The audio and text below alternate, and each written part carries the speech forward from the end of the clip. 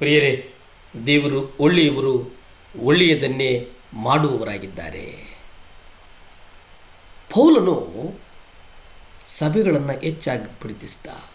ಅದಕ್ಕೆ ಪೌಲ ಬರೀತಾನೆ, ನಾನು ಸಭೆಯನ್ನು ಪ್ರೀತಿಸ್ತೇನೆ ಅಂತೇಳುವುದು ಸುಲಭ. ಆದರೆ ಮುಖ್ಯವಾಗಿ ನಾವು ನೋಡ್ತೇವೆ, 1 ಥೆಸಲೋನಿಕ 3ನೇ ಅಧ್ಯಾಯ 8 ನಾವು ನೋಡುವುದಾದರೆ, ಈಗ ನೀವು ಕರ್ತನಲ್ಲಿ ದೃಢವಾಗಿ ನಿಂತಿದ್ದರೆ ನಾವು ಜೀವಿಸಿದಂತೆಯೇ. ನೀವು ಕರ್ತನಲ್ಲಿ ದೃಢವಾಗಿದ್ದರೆ ಅಂದರೆ ಅರ್ಥ ಏನಪ್ಪ ಅಂದರೆ, ನಾನು ಕರ್ತನಲ್ಲಿ ಒಂದು ದೃಢವಾಗಿ ಗಟ್ಟಿಯಾಗಿ ವಿಶ್ವಾಸದಿಂದ ಒಂದು ಜೀವಕಳೆ ಉಂಟಾಗ್ತದೆ ನಾನು ನಿಂತಾಗ. ಅದಕ್ಕೆ ನನ್ನಲ್ಲಿರ್ತಕ್ಕಂಥ ಪ್ರೀತಿ ಏನಿದೆ, ಆ ಪ್ರೀತಿಯನ್ನು ಹೋಲಿಸುವುದು ತೀರಾ ಕಡಿಮೆ ಅನ್ನಿಸ್ತದೆ. ಇಬ್ರಿಯ 7:25 ನಾವು ನೋಡ್ತೇವೆ, ಅವರಿಗೋಸ್ಕರ ವಿಜ್ಞಾಪನೆ ಮಾಡುವುದಕ್ಕಾಗಿ ಅಂತಂದರೆ, ಇಲ್ಲಿ ದೇವರ ವಾಕ್ಯ ಹೇಳ್ತದೆ ವಿಜ್ಞಾಪನೆ ಮಾಡುವಂಥದ್ದು. ಆದ ಕಾರಣ ಆತನು ತನ್ನ ಮೂಲಕ ದೇವರ ಬಳಿಗೆ ಬರುವುದನ್ನು ಸಂಪೂರ್ಣವಾಗಿ ರಕ್ಷಿಸುವುದಕ್ಕಾಗಿ ಶಕ್ತನಾಗಿದ್ದಾನೆ.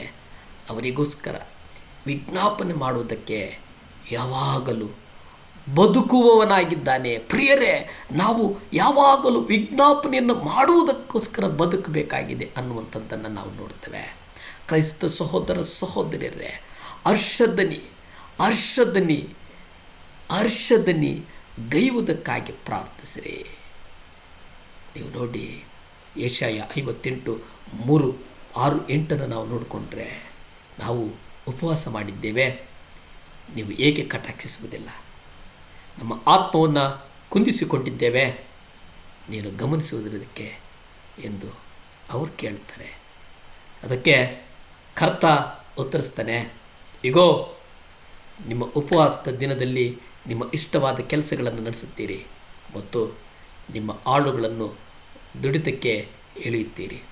ನಾನು ಆಯ್ದುಕೊಂಡ ಉಪವಾಸ ಯಾವುದೆಂದರೆ, ಇಲ್ಲಿ ಗಮನಿಸಿ, ಕೇಡಿನ ಬಂಧುಗಳನ್ನು ಬಿಡಿಸುವುದು, ಭಾರವಾದ ಹೊರೆಗಳನ್ನು ಬಿಚ್ಚುವುದು, ಜಜ್ಜಿ ಓದುವರನ್ನು ಬಿಡುಗಡೆ ಮಾಡುವುದು, ನೊಗಗಳನ್ನೆಲ್ಲ ಮುರಿದು ಹಾಕುವುದು, ಇವೇ ಅಲ್ಲವೇ?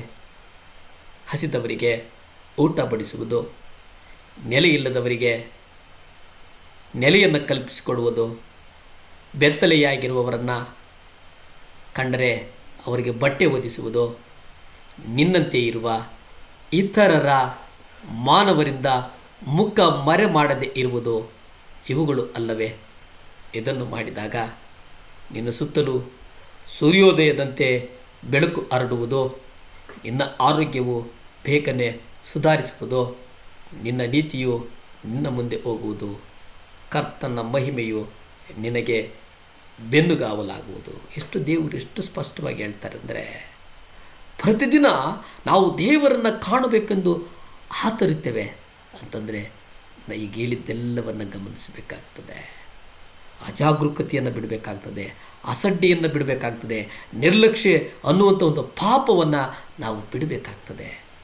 ದೇವರನ್ನು ಅರಿಯುವುದಕ್ಕೆ ಆತನ ಮಾರ್ಗಗಳಲ್ಲಿ ಸದಾಕಾಲ ಚಿಂತಿಸುವರಾಗಿರಬೇಕಾಗಿರ್ತದೆ. ನಾವು ಕರ್ತನೊಂದಿಗೆ ನಡೆಯೋಣ, ಪ್ರಾರ್ಥನೆ ಮಾಡಿಕೊಳ್ಳೋಣವೇ. ಭೂಮಿ ಆಕಾಶಗಳನ್ನು ಉಂಟು ಮಾಡಿದಂಥ ಸರ್ವಶಕ್ತನಾದಂಥ ದೇವರೇ, ಸ್ತೋತ್ರನಪ್ಪ. ಇವತ್ತು ವಿಶೇಷವಾಗಿಯಪ್ಪ ಮುಂಜಾನೆಯ ಸಮಯದಲ್ಲಿ ದೇವರ ಯೌವನಸ್ಥರಿಗಾಗಿ ಪ್ರಾರ್ಥನೆ ಮಾಡಲು ನೀವು ಕೊಟ್ಟಂಥ ಮಹಾಕೃಪೆಗಾಗಿ ಕೋಟಿ ಸ್ತೋತ್ರ ಸ್ವಾಮಿ. ಯುವಕರನ್ನು ನಿಮ್ಮ ಕರಗಳಿಗೊಪ್ಪಿಸ್ತೇನೆ, ಯುವತಿಯರನ್ನು ನಿಮ್ಮ ಕರಗಳಿಗೊಪ್ಪಿಸ್ತೇನೆ, ಯೌವನಸ್ಥರನ್ನು ನಿಮ್ಮ ಕರಗಳಿಗೊಪ್ಪಿಸ್ತೇನೆ, ಮಕ್ಕಳನ್ನು ನಿಮ್ಮ ಕರಗಳಿಗೊಪ್ಪಿಸಿ ಪ್ರಾರ್ಥಿಸ್ತೇನೆ ಸ್ವಾಮಿ. ಯುವಕರನ್ನು ವಂಚಿಸುವಂಥ ಎಲ್ಲ ಆವಿಗಳನ್ನು ಯೇಸುವಿನ ನಾಮದಲ್ಲಿ ಕಟ್ಟಲ್ಪಡಲಿ ಸ್ವಾಮಿ. ಯೇಸುವಿನ ರಕ್ತ ಚೆಲ್ಲಲ್ಪಡಲಿ ದೇವರ. ಯಾರ್ಯಾರು ಯುವಕರು ಸ್ವಾಮಿ ವಿದ್ಯಾಭ್ಯಾಸದಲ್ಲಿ ದೇವರ ಹಿಂದೆ ಬಿದ್ದಿದ್ದಾರೋ ಅವ್ರಿಗಾಗಿ ಪ್ರಾರ್ಥಿಸ್ತೇನಪ್ಪ. ಒಂದು ಬಲವಾದ ಹಸ್ತ ಮಕ್ಕಳನ್ನು ಮುಟ್ಟಲಿ ದೇವರೇ, ಒಂದು ಬಲವಾದ ಹಸ್ತ ಮಕ್ಕಳನ್ನು ಮುಟ್ಟಲಿ. ನೂತನವಾದಂಥ ಹಸ್ತದಿಂದ ಮಕ್ಕಳನ್ನು ಮುಟ್ಟು ಸ್ವಾಮಿ. ದೇವ ಸಹಾಯ ಮಾಡು, ಒಂದು ವಿಶೇಷವಾದಂಥ ಜ್ಞಾನವನ್ನು ಕೊಡು ಸ್ವಾಮಿ. ಸಹಾಯ ಮಾಡಪ್ಪ. ಸ್ತುತಿ ಘನ ಮಾನ ಮಹಿಮೆ ನಿಮ್ಮೊಬ್ಬರಿಗೆ ಸಲ್ಲಿ ತಂದೆ. ಆಮೇನ್. ದೇವರು ಒಳ್ಳೆಯವರು, ಒಳ್ಳೆಯದನ್ನೇ ಮಾಡುವವರಾಗಿದ್ದಾರೆ. ನಮಸ್ಕಾರ.